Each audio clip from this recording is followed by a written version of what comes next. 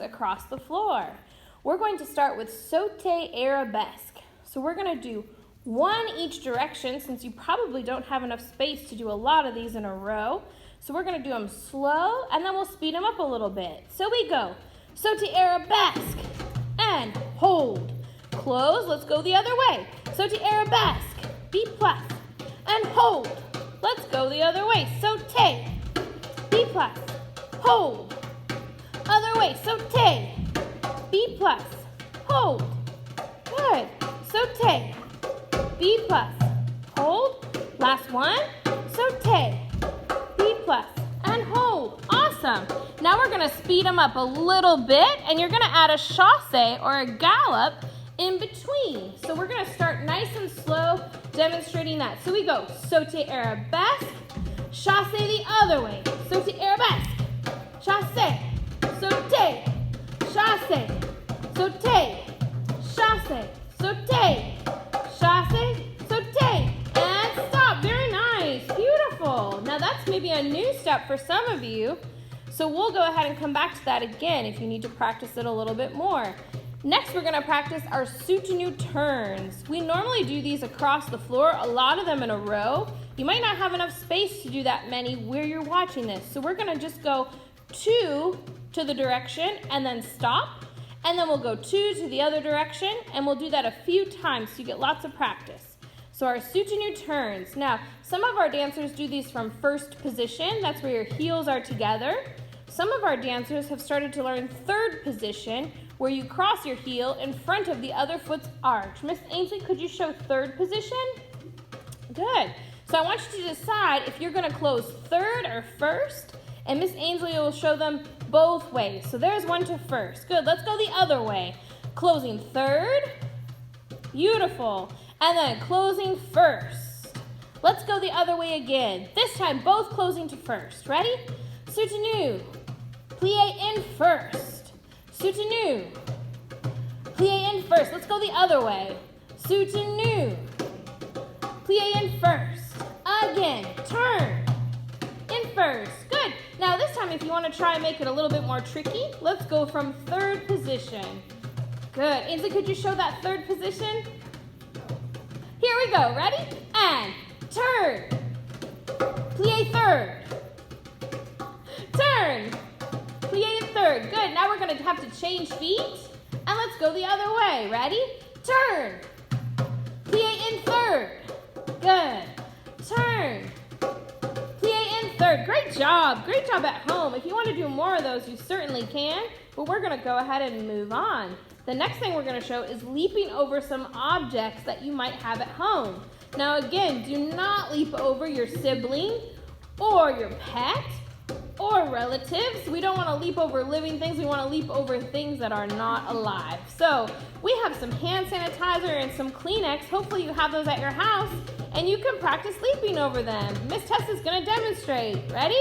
Run and leap. Good, leap. Beautiful. Now what if we wanted to make it a little bit more tricky? Could we put the tissue box on its end to make it a little bit taller? Good. Now I want you to be really careful and don't pick anything that's too tall for you, but Miss Tessa is really tall and has really long legs, so she can leap really high. Ready? And run and leap. Leap. Beautiful. And great job at home. This is another really fun thing you could do outside, and it doesn't even have to be anything at all. You can just run and leap all throughout your yard. Good. Now we're going to all come together and spread out, and we're going to practice some rises or elevates. Kind of sounds like we're going to go up and down in an elevator. Let's put our hands on our hips.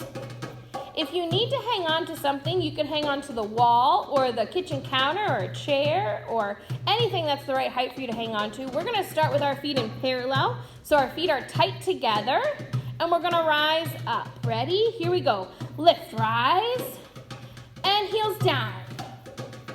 Lift, rise, down. Rise up and down.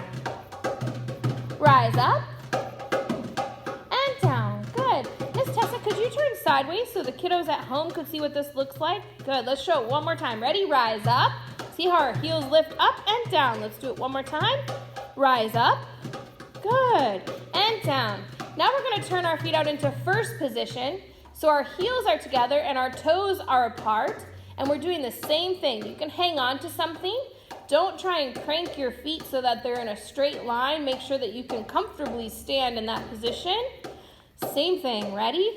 Rising up and down. Rise up. Squeeze down. Rise up and down.